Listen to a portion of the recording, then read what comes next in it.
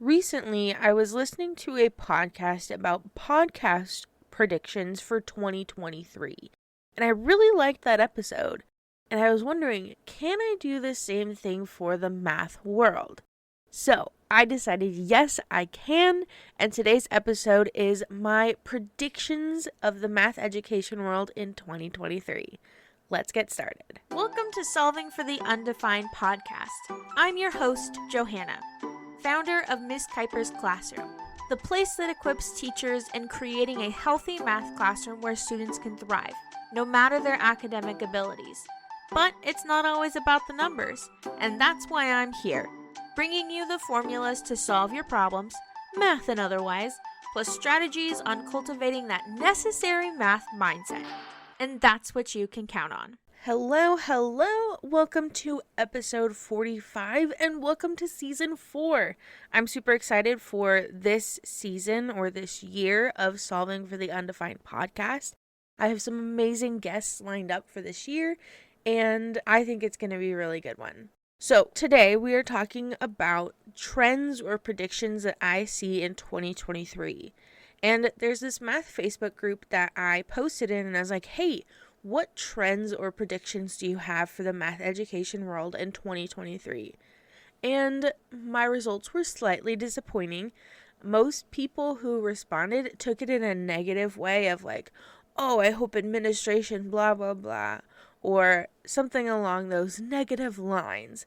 And that's not exactly what I was going for, but I did have a few people give me some positive things that I was like, oh, I can definitely see that happening. So today I have 3 predictions for 2023. And the first one is Building Thinking Classrooms by Peter Liljedahl. And you might be thinking, Johanna, I've heard you talk about this book so much. How is this a prediction for 2023? I know that it has been a thing that's been happening already, but I've seen such a takeoff of it since when I first found the book. My school district is really pushing this book in our math department, and I've seen so many other teachers start to reference the things inside the book. I think it's going to have a snowball effect this year, and we're going to see some really positive things from it. Now, the things specifically from this book are the vertical non-permanent surfaces. I've seen a lot more teachers talk about having whiteboards in their classroom and having students use non-permanent surfaces. And then using groups. Now, I love using groups. I currently have a course all about how to create community in your classroom, specifically math community. And the basis of that is using groups. My favorite reason for using groups is, number one, it leads to more engagement because students are working with peers, especially if you do the randomly generated groups. Either use playing cards when they walk into the classroom or you use one of those spinny wheels to create the groups. My favorite one is pickerwheel.com/team generator or something. I'll leave it down in the show notes. Because it's randomly generated, students are more likely to work with that team effectively, especially if you do that randomly generated often throughout the week or every day. It really allows them to start feeling comfortable with the majority of the people in the class, which leads to better and deeper thinking because they feel safe and secure within the classroom, which allows students to try. And with that trying, make mistakes and be okay with making mistakes because mistakes are where we learn and they don't always have to be our own. So in a group of 3, if one of my teammates makes a mistake, I can help them with that. And if you teach students how to use guiding questions with each other, they can really make a deeper impact than you as a teacher because there's only one of you and you might have upwards of 30 students in a classroom. I see a really big jump in teachers using groups within their classroom. Another thing that I think is going to be happening this year is using more thinking tasks rather than direct instruction. And this is part of Peter Liljedahl's book, but I think it's going to be beyond that as well. I think there's going to be a huge focus on deeper comprehension and a push for more realistic application. And here's one of the reasons why I think this. And I didn't know this until one of the people commented on that Facebook post I did, but California is proposing to rework their entire math department. And there's been backlash on it, but I wanted to share with you kind of what they are proposing. Now, California has teamed up with Joe Bowler and Brian Lindemann to rework the math education in California. And they're revising it to stay aligned with California's Common Core standards, but they're also having it reflect the goal of achieving conceptual understanding, problem-solving capacity, and procedural fluency. How epic is that? I am so excited to see kind of where that takes California, and I think if it goes really well, as I predict and hope it does, I'm excited to see how other states kind of adopt the same thing, because one of my goals personally as a math teacher is to engage students academically so that they deeply understand and love math. And I think as a American culture and society, media is kind of against us in that.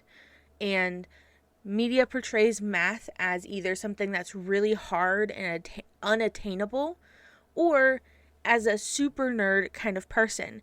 There's no necessarily in between. People are either bad at math or they're super geniuses at it. And there are a couple of exceptions, but overall, that's the message. It's the normal to be bad at math. I just love math so much that I hate that that is the normal, because math is such this beautiful, intricate thing, and media is chalking it up to being too hard and unattainable for people or the normal person to do. So some other things that California is using within their framework is they're trying to articulate a clear and concise narrative that gives guidance and serves the needs of different users, meaning that it's hopefully differentiated and scaffolded for the variety of learners that we see in our classroom. And with that, they're promoting this idea of examples, and with that, they're putting examples of concrete, representational, and abstract models at all grade levels, K through 12. And I think this promotes a more realistic application for math because kids need that. They need it to be culturally relevant to them in order for math to stick in their brains and for them to be able to see how it would work in their life outside the math classroom. I want you to tell me if this sounds like you. You want your students to feel successful in the math classroom. You're tired by the lack of effort some students give, and you have no idea how to fix it and help students be better successful in math. If any of those sounded like you, I want you to imagine how it would feel to see your students working together on challenging math problems without giving up, or hearing mathematical discussions as your students collaborate. That would be the dream, right? Well, I'm here to tell you that it is possible. How do I know? Because I've done it. And now I want to teach you to do the exact same thing in your classroom. So I proudly introduce you to Chaos to Community.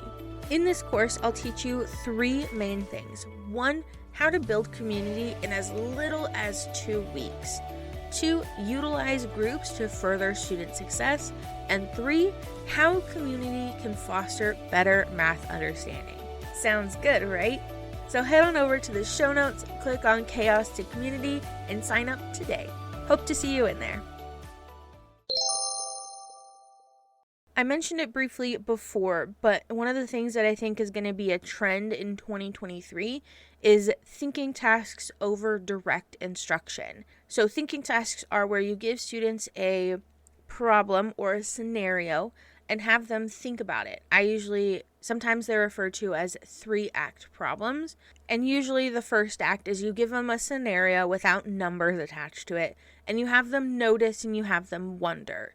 And then the next piece is you give them the math information of it, and you have them brainstorm, give an estimation, a guess towards it. And then the third act usually brings it together and asks a specific question about it. Now, the reason I really like these tasks rather than a direct instruction is it still gives students the information, but gives it a more realistic application or twist. Now, thinking tasks don't have to be this broad or this long like these 3-act tasks. They can be as simple as a warm-up problem. Now, my policy in my classroom for warm-ups is new before old. So I hardly ever use warm-ups as a review. It's always some sort of thinking idea.